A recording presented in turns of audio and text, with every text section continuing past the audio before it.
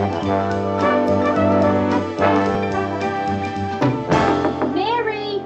Yeah, come on in, Rhoda. Hey, Mare, can you give me a lift to work this morning? My carpool didn't pick me up. Oh, how come? They're sore at me. It finally dawned on them I don't have a car. Yeah, I'd be glad to. Good. Hey, Rhoda, do I look all right to you? Terrific. Really? Oh, yeah. That's some color. Yeah, good. Nice. All right, dress, you are no longer returnable.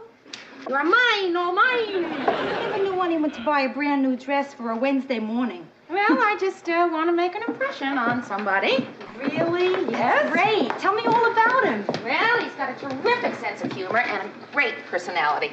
Hey, that's how people describe me. He can't be too great. What does he look like? He also happens to be very good looking, slightly gray. Slightly gray. Where? His face? His suit? Around temples. Has he got a name? His name is Paul Arnell. Hey, well, you've met his brother, Howard Arnell. Remember I dated him a couple of times? Oh, that Howard, yes. Yes. But don't worry, Paul is nothing like Howard. I mean, I don't think Paul even owns a tie that lights up in the dark. So how did you meet Paul? I mean, did Howard introduce you to him? No, we're doing a series of interviews with Congressman Styron, and Paul reads his speeches, so we've met a couple of times, and he's coming by the office today, so... Yeah. Has he asked you out or anything? Well, he did once. I couldn't make it. I told him I was doing something. So tell him you've stopped doing it. Hello? Who? Oh, hi, Howard. Howard Arnell?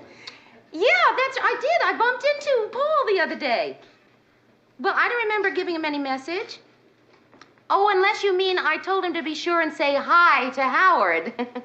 And you're just calling to say hi right back. Well, hi. Listen, Howard, I've got to run. I've got some guests here. Yes, a few people just dropped in. Oh, I don't know. I guess they'll be here a couple of hours anyway. You what? You'll hold. Oh, yes, of course. I knew you were just kidding, Howard. I knew that. Listen, I really have to go. No, all right, I won't take any wooden nickels. Yes, I'll be sure to say hi to Paul when I see him. Right, good talking to you, too. Mary. Bye-bye, Howard. Quick, before he calls again.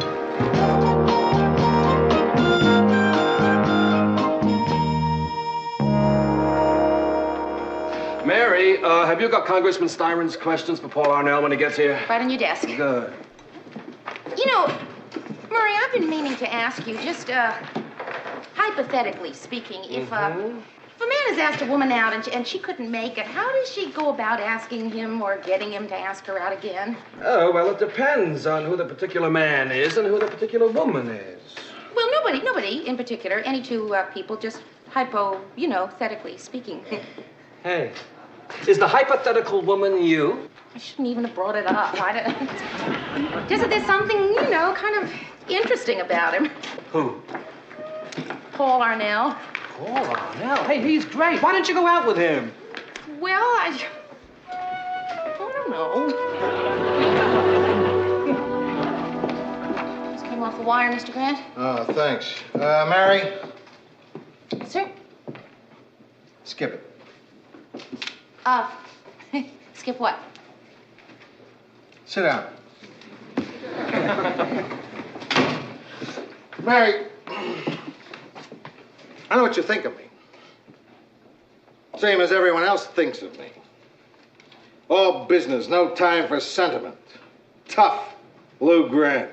Oh, no, Mr. Grant. I don't think that you're so... What? Well, usually I do. You're tough, Lou Grant. But underneath it all, Mary, I think of you like a daughter, which is saying a lot. Because I have 3 daughters, and one of them I don't even think of as a daughter. You're very sweet. In a tough sort of way. Right. So when I heard certain things around the office, I made certain inquiries so that maybe I could help you out with a certain situation. Well, I certainly want to thank you, Mr. Grant, but I don't know what you're talking about. Not what, who. Paul Arnell. What? Fellow makes $13,000 a year, lives here in town. BA from Dartmouth, military, 4 years in the Air Force he served. Mr. Grant, I don't want to hear this. Marital status? Go on. Never been married. Thank you. Murray, you just couldn't wait to go and tell Mr. Grant about Paul Arnell. Oh, hey, it wasn't like that at all. Look, the man asked me a direct question, and I had to answer him. He said who, and I said Paul Arnell. Could you tell me why Mr. Grant would say who? Because he said, guess what guy Mary's interested in? Mary's interested in someone? Who? Don't tell me who it is. Just what are the initials? Oh, Ted. Oh, come on, Mayor. Everyone here knows but me. Mayor, how about you? Come on, what are the initials? All right, all right. The initials are P.A. P.A. As in Paul Arnell. Oh, as in Paul Arnell. It wouldn't be Peter or somebody, would it, Mayor? Okay. Everybody here is acting pretty cute, but let me tell you, if you're still acting pretty cute when he gets here, I mean it, I'm gonna quit. Mary, don't worry. We won't even be here. We'll leave, okay? Okay. Oh, hi, Paul. Hi. Arnell, good to see you. Paul Arnell, P.A. Paul Arnell. No, we gotta go now, Paul. Come I on, guessed Ted. it, didn't I? Didn't I guess it? Hi. Hi, Hank. What's the matter with your eye? Hi. No, it's gonna be all right. It's okay. Did you get something in it? Just a fist. I did. A what? No, nothing. It's, Paul, let me see it. pretty bad, huh? No, it looks pretty good. Oh, really? It's amazing to me how much punishment the human face can take before it breaks. Oh. Do you get any coffee? Yeah, sure, but, Paul, what happened? Oh. I was sitting next to this guy at a lunch counter, and he's reading Styron's speech in the newspaper, and he's making loud, rude remarks, you know. Uh-huh. So oh, cream and sugar? Okay. Thanks. Did you tell him that you wrote it? Oh, no, not right away. He had a tattoo. Paul, what has that got to do with it? Well, Mary, look, there are two kinds of people in the world. Guys with tattoos and guys who are afraid of getting hit by guys with tattoos. Well, did you, finally tell him that, you wrote the speech? Yeah. So anyway, I stop. I say, hey, look, look, my friend, I wrote that speech. Right? So he gets a little embarrassed, you know, and that's when he hit me. Well, you didn't get into a real, a fight, did Fight? you? No, Mary, there was no fight. Good. It was more like a beating up. Well, at least you acted civilized. I mean, you didn't hit him back. Worse. I did worse. I kicked him. I mean, you know what I mean? All your life, since you're a kid, all you ever hear is men don't kick, not under any circumstances. And girls don't bite or scratch. Yeah, well, except during wartime, then maybe an enemy soldier would kick. Yeah, or bite or scratch even. Yeah, anything. well, but not a wholesome American boy. Right. Hey, Paul, that eye does look like it's beginning to swell up. Oh, really? Yeah. You put hot water or cold water on a swelling You go eye? sit down, I'll do it. Ooh. You know, I think I wrecked my toe. When you kicked him? Yeah, I missed him and I hit the counter. And I think I got him. I think he must have broken his fist on my face. Oh, yeah, that's good. Other eye? He hit you there, too? No, it just feels good. Your eye? Say, listen, Mary, would you be suspicious if I showed up at your apartment every night and you had to fix up my eye? No, not in the least. Oh. Would you, how about Friday night, say around 8 o'clock? Are you busy? Friday night at, Without a swollen eye. No, I'm not busy. I'd like that. Great. That's terrific. I'll be looking forward to it. Me too. Yeah. See you. Paul! The, Styron interview. We still haven't gone over the Styron material. Styron, right, yeah. Sure, I made such a great exit. Why is nothing ever perfect? Hey, Mary. Mexican with graying temples. Give me a zip. Oh, sure. Don't you feel a little peculiar about going out with Paul? What? Because of Howard. Rhoda, I told you, Howard and I were never what you'd call a big thing. Mary, I thought he told you he loved you. Yeah, he did. He tells everybody he loves them. I mean, Rhoda, if you dialed the wrong number and got Howard, he'd tell you he loves you. You would, huh? That's worth a dime. It's been a while. You're a magnifying mirror. Mary, why didn't you warn me? I thought it was a relief map of the moon. When they sell a magnifying mirror, they should include a printed suicide note. Rhoda, I think that's probably Paul. Yeah, probably. So, you want to, Okay. If you want me to stay around and help you break the ice, I'd be glad to. Hi, Paul. Hi. Let me take your coat.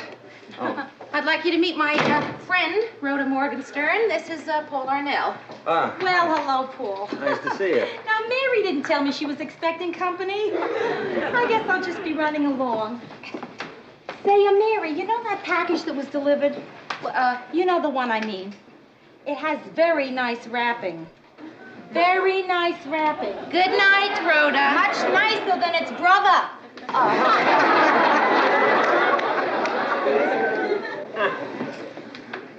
Hello. Hello. I was going to bring you something, but I couldn't decide what. What do you mean, like candy?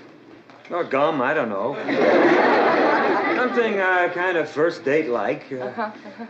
Look, I'll tell you the truth, Mary. I hate first dates. Oh, Paul, me too. I hate them.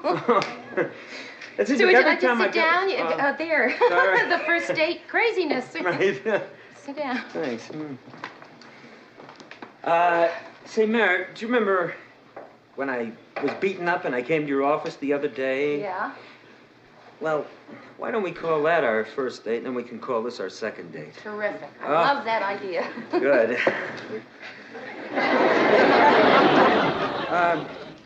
Also, listen, I don't want you to think I'm rushing into things, but this just being our second date, I'd like to take you home and have you meet my folks. What? Is that what you think? See, they're leaving for Europe tomorrow for 2 months, and I've just got to stop by. Oh, well, sure. I'd like to see them again. I met them once with Howard. Oh, yeah. Well, it's really not where I would like to take you on our first time out. Second time. You know, if this was our first date, in a couple of hours, I'd probably be standing right here, wondering, should I kiss her goodnight while I got her? Or should I just wait, take a chance? Maybe she'll invite me in. You know what I mean? All that stupid I stuff. know. Like, should I let him know that I wouldn't mind if he kissed me goodnight, or then would he think that I was, well, you know. Mary, just to get it out of the way. I want you to know, Mary, that I still respect you.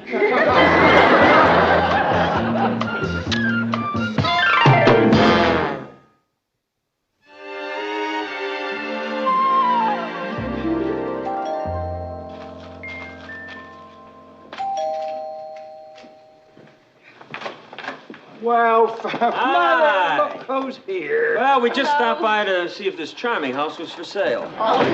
Since you remember Mary Richards. Such a pleasant surprise. Well, Mary, what a coincidence. We were just talking about you the other day. Oh, really? Won't you sit down? Now, before you get settled, I got something to show you in the workshop. Howard's invented a new one. You may not know this, Mary, but our Howard is considered an innovative genius in his field. You know, I've never really been sure what his field was. I mean, I know he has something to do with bow ties that light up. That's it. The under $9 novelty business. Look at the cigarette box. Cigarette smoking may be hazardous to your health. Cigarette smoking may be... That's Howard. Hi. To think. Oh, Mary, you're standing on hallowed ground. Isn't this true, Mom? Right on this exact spot, in May 29th, 1968, Howard Arnell invented reversible socks. Plain on one side, Argyle on the other. Don't feel compelled to comment. A simple gasp will do. Hey, wait up! It's a lovely home. Oh, thank you. Oh, who are all the kids? Oh, They're Howard. Where's Paul? Oh, here. It's not very good of him, but it's quite flattering of the Santa Claus. Would you like some coffee? Yes, thank you. It's black, please. It was a lovely idea of Howard's to have Paul bring you by. Oh, no, it wasn't Howard's idea. It was Paul's. Oh, really? But it sounds so Howard. So considerate. When was the last time you talked with him? With Howard, just a couple of days ago, as a matter of fact. How did he sound?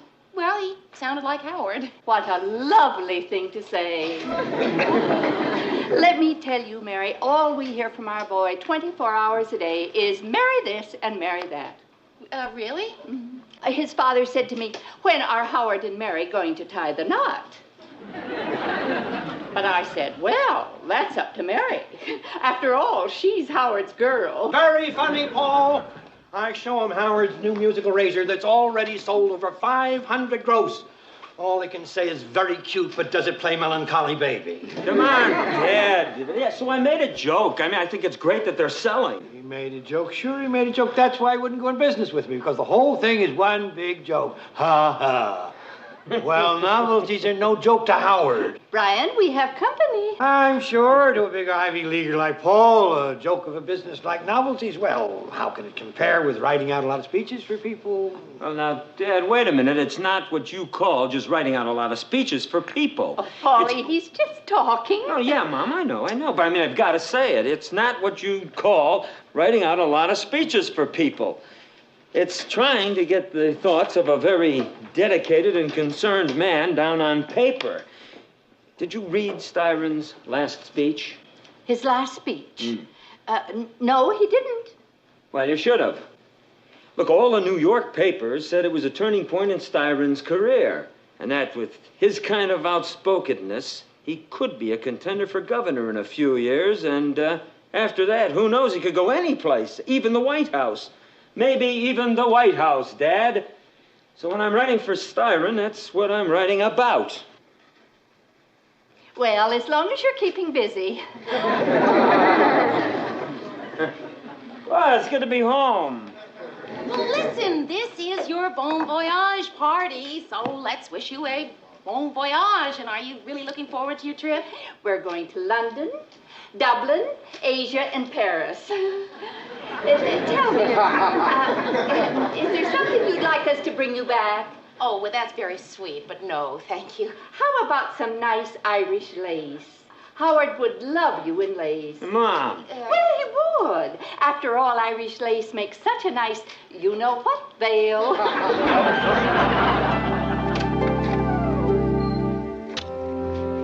Well, thank you, Paul. I had a really great, time.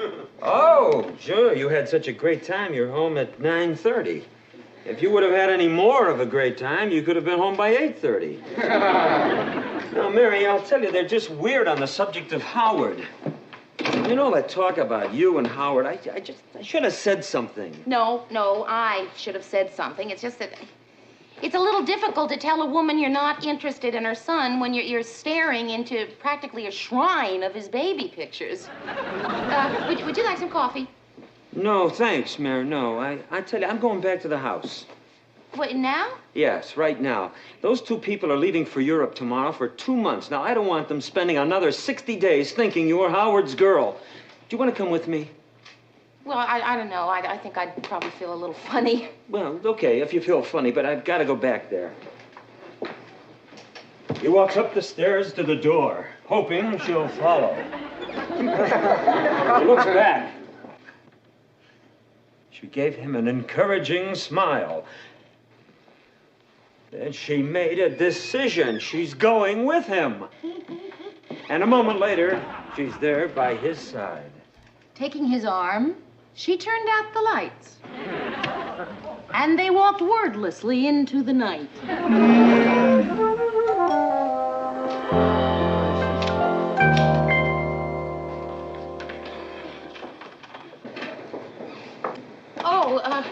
Mrs. Arnell, we didn't realize that you'd be, No, Mary, come in. We didn't want to disturb you folks. Oh, you're not disturbing us. We were sort of hoping you'd pop back, weren't we, Brian? What do you mean, tonight? I don't know how to start here. Yes, I do. Listen, Mom, Mary is my date. She's not Howard's girl. Does Howard know this? Mrs. Arnell, you know, I went out with Howard exactly 3 times. He asked me out a 4th time, which was about 11 months ago, and I said no. Are you trying to tell me that your plans for the marriage are off? Yeah, I think I could safely say that the plans for the marriage are off. Well, as long as you're here, you may as well sit down. So, Mom, what are you, looking in slides, huh? I don't know. Oh, yeah. Yes, you were. You were looking at slides.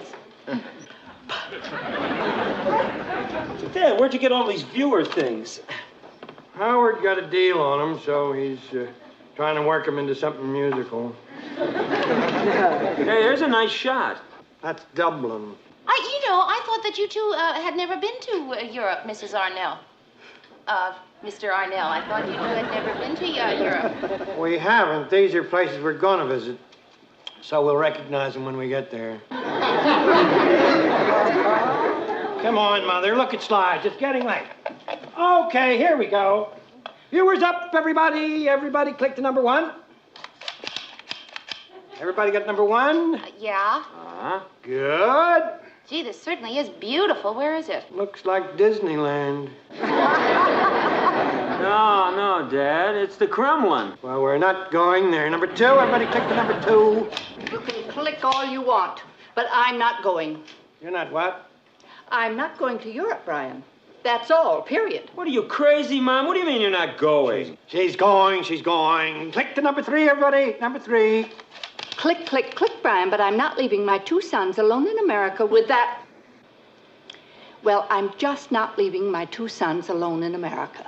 Oh, Mom. Mrs. Arnell. I don't want to discuss it. No, Mrs. Arnell, really. I mean, I don't have any designs on your sons. I mean, Howard and I never did have any kind of relationship, and Paul and I are just on our first date, so, we don't even know how we feel about each other, so go. Wrong. Speak for yourself. I know how I feel about you. I'm crazy about her. 4. Everybody click to number 4. That's a nice clear shot, isn't it? That's Paris. Wait for me, Brian. Let me catch up. All right. Now, this thing here, of course, is your Eiffel Tower. Wouldn't Howard love to see this? I miss him already. Ah, maybe you could take him with you. 7. Everybody, let's click right on to 7. Everybody got number 7? Yep.